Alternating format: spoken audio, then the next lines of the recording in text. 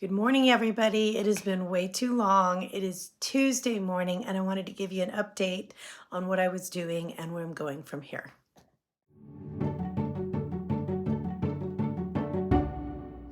Hi guys. Okay. One thing that I promised you was a review of the fat loss plan on the Train with Joan app, which I've been following this last month, as well as my honey has been. And so I'm going to talk to you about that while I'm showing you some of the things that I had over the course of this month. And then I'm going to talk to you about where I'm going with this channel, or if I'm even going anywhere with this channel. So we'll talk about that afterward. All right, so we've been doing for the last 30 days the Train with Joan app fat loss plan. She's got about 4 different eating plans on there. And that one it put us into a bit of a calorie deficit, which was really helpful. Now, number one, what kind of foods have I been eating on this plan? That would be simple, clean, whole foods, and we've been reaching about 120 to 150 grams of protein, whole food protein every day, and that includes egg whites, lots of egg whites, chicken breast, some chicken thighs, fish, tilapia, tuna, salmon, some whey protein powder, non-fat Greek yogurt, and 1% cottage cheese have been our main proteins this month. And then carbs, we've been sticking with brown rice. When I have a serving, it's a half of a cup. Old-fashioned oats, when they're cooked, it's 1 cup. Ezekiel 4-9 breads, which are sprouted breads, sprouted grains, and sweet potatoes. And those have pretty much been our carbs. Fresh fruit and veggies. Veggies, I've stuck with steamed, fresh baked, or lightly sauteed. We did have smoothies, and those were protein smoothies. And so we found different ways to cook them. We found out how to eat when we're out, certain places to stay close to on this plan. We've been eating 5 small meals per day.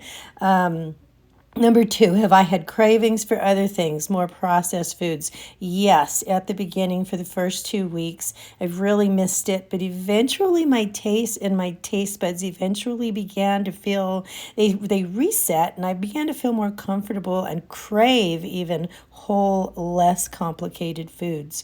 I enjoy those whole, clean foods much more now, I think, than I ever have before. How do you feel eating this way? How do I feel eating this way? Very, very good. I have lots of energy. I'm not hungry. We have at least 20 to 25, maybe even 30 grams of protein at each one of those 5 meals a day.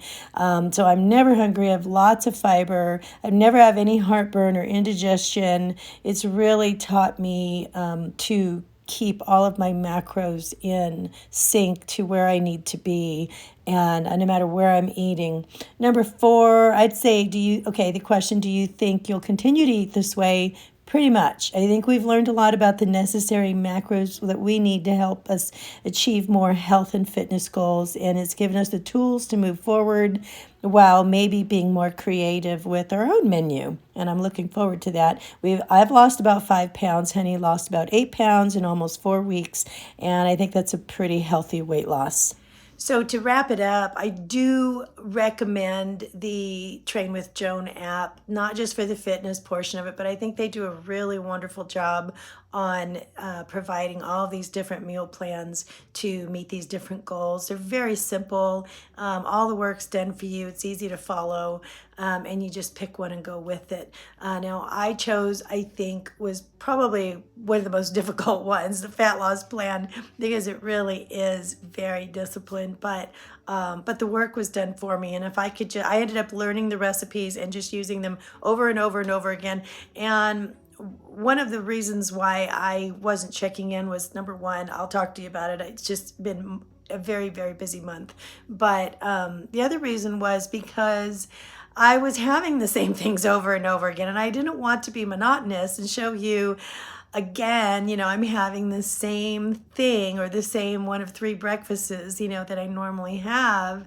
I mean, that's really not that interesting. So I thought, you know what, I'll just wait and do the overview, and then we'll talk. So, but I think it was a bit of a boot camp at first because I really had to stick with it. I had to get in the sink and get used to developing the habits of having those foods instead of foods that I was used to having. I have had a wheel of brie cheese stuck in my refrigerator all month that I haven't touched. And so I think the kids like it, so I might give them some, but they've been eating other cheeses. That's because cheese is one thing that we didn't have a lot of, right? I mean, I think there was only one recipe where we had a little bit of cheese somewhere in it, but it was just really there's no room for cheese, and there's no room for a lot of things that I was having before that actually bring up those calories when you're trying to be in a deficit. So there's some things that I really didn't even touch, at home this month, and it really helped me a lot. It really helped to reset my taste buds. There was one night, and I have to confess, there was one night we went out. We went to Red Lobster. It was a date night, and I had the Seafarer's Feast, and I usually get as my sides the Brussels sprouts and a garden salad with dressing on the side. And so the rest of it is just seafood. But one thing that I noticed was two things that I noticed about eating out was that I had been eating such clean foods, and I want to say they just weren't drowned in sauces, and the most amount of fat that I have been adding was like a teaspoon to cook my food in, a teaspoon of olive oil or avocado oil, and really not even butter this month. And so going to Red Lobster that night, I know that there was a lot of, oily stuff. They cook in butter or butter type sauce, like the scampi will come in like a butter type sauce. And I'm not quite sure that that is just butter. Honestly, I'm wondering if maybe they have an inflammatory oil, like a seed oil, which I really try to stay away from those. But the reason why is because they're highly inflammatory. And when we went home that night and for half of the next day, my interstitial cystitis, which I have not had any sign of this month eating this way, it hasn't been there. I got it all of a sudden. It was just inflamed again, and I was in some pain. And I thought, okay, I'm thinking it was probably the oils. So that was a concern to me. Another thing was that now I went back to eating like I'm eating with Train with Joan, and it cleared right up. But another thing that I noticed was eating out that night, everything it was like my tastes were like hypersensitive to all of those flavors. It was just like way more salt and flavorings that I'm used to having normally, and it was all fabulously good. It was as if I were trying it for the first time in my life. But I noticed that was because we haven't been this month eating that way. We've been eating much more simply and bland, I think, and our tastes have adjusted to that. So it wasn't hard to get back on. What I noticed was after we went, and I experienced, that little bit of a flare up and stuff on my IC, that I was really eager to get back to eating simply, in the way that Train with Joan has trained me to do. And I've realized that I wanted those foods, and it was becoming a habit. It had become a habit. So I'm really grateful for that. Now I'm very comfortable with the perimeters that she's set as far as like macros and carbs and proteins and things like that. And I think that I could probably do this myself and still try other recipes and stuff. And I want to see if I can do that, so that I can add a little bit more variety, right? And a lot of people will say, you want to lose the way you want to live. And I don't mind doing this as a boot camp for a little bit, but I want to stay within those perimeters that I learned, but do it in a way that I know I can do for the long haul as well. Just change it up just a little bit, add some different recipes. And so I'm going to be doing that. Now, the other thing that I wanted to talk to you about, that set aside now, is that I don't know where I'm going with this channel. I have been thinking about this a lot. My family has kind of all the functions of my family, the things that the kids have been doing, and the new additions to their life as far as activities and things like that, and the homeschooling efforts that I put into it myself. I mean, I start the day at the beginning of the day. I'm like grading papers and getting their things done early in the morning for almost 2 hours before the day even starts. And then from then on, they do need me constantly. And it's, I'm there to help my husband, I'm there to help my family. And it's just, I'm not complaining about this at all. I love it. It's my life, but it keeps me in the thick of it until I go to bed. And then I found out that I didn't have any time to make videos or anything. And so we're at a point where we are adjusting to new activities again. So I don't know how long that's going to last, but I know that I need to, stay off of social media as much as possible and just give myself totally to this. The other thing about that's kind of going in my mind is, I'm not sure where I'm going with this. I just want to back up a little bit. I want to tell you just a little bit of a story to help you understand where my mind is at right now. Hi guys. All right. So I have a moment. I am on my way to Joanne's right now. I thought about going to Hobby Lobby, but I could be there way too long. But Joanne's I have a gift card for, and it doesn't happen. It doesn't suck me in like a black hole, just like Hobby Lobby does for some reason. But anyway, I wanted to finish up my talk with you, and I wanted to talk to you a little bit about where I'm going with my channel because, I've just been thinking. I've been so busy with home life, and I've been wondering about where I'm spending my time and how I'm spending my time, and let me just I want to tell you a little bit of a story to relate to you what's been going on in my mind. I've known a person in the past who has chosen an occupation that, let's just say she's a baker, right? She's not a baker, but I'm just saying, this is an example. I don't think she watches there's no chance of her watching my video, but just in case, you never know, it's a small world. I don't want anybody to get their feelings hurt. And this person who is a baker doesn't like to bake bread. And in fact, she doesn't even like to touch the dough. And you really got to get your hands in it, and you have to be able to knead it, and you have to be able to, many people who bake bread will say that you almost have to communicate with it somehow with this passion, and in order to be very good with it. I happen to agree with that. Being a person who loves making bread, I do think there has to be some sort of extension of yourself that goes into it. But that is true for a lot of different things that you love. And so this person she doesn't like to touch it. She doesn't like anything about it, yet she persists in being in the occupation of being a baker. And I watch her and, doing the job that she's doing, and I think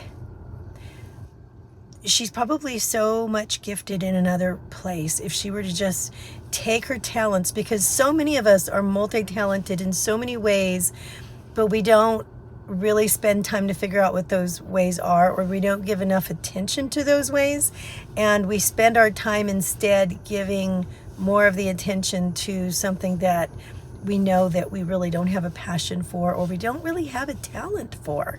And a lot of times we can't see that maybe we're not as talented as we hope to be in one area as in another area, and we end up spinning our wheels in that area. And I know I'm not talking about occupations of necessity where people are like, well, some people have to keep a job because, it's just the money. It's not because they have to like it. I don't want to even talk about that right now. I'm just talking about gifts, right? And if this person had the choice, which I really do think that they do, if they did have the choice to pick something else that they enjoy doing better, why not do that? Why not find out what else you're good at instead of despising and being afraid of the dough and of baking and everything that it has to do with, right? Okay, why am I telling you all this? Because I'm looking at the stats on my channel And yes, you know, it's like forever. I have been at almost 5,000 and my views have not really moved, right? And I know that YouTube is kind of picky that way. It's like you got to put something out every single day, multiple times a day. You have to have shorts out now. You have to be monetized. Otherwise, they're not going to promote you, and you have to be doing all of this stuff and playing the game. I understand that that's all part of it. But for the longest time, I just really haven't seen a lot of growth. And I'm just wondering, maybe am I spinning my wheels? Am I doing something? I do enjoy doing it, but I do feel honestly that because of everything that's going on in my life, that I don't have the time to invest in making this a forte of mine. You know what I mean? So therefore, should I just take a step back and find something else I'm good at? Or maybe my other channel, Sweetwater Place, it's in the description box. I've always kind of used it as a placeholder for self-expression, and you know, if I have the time to go back and build that up and just try to discover what I like to do there, right? There's so much of me over there, and I'm kind of a potpourri of a person, and I just feel like maybe there's so many, I'm not saying poor me by any chance. That's not what I'm doing.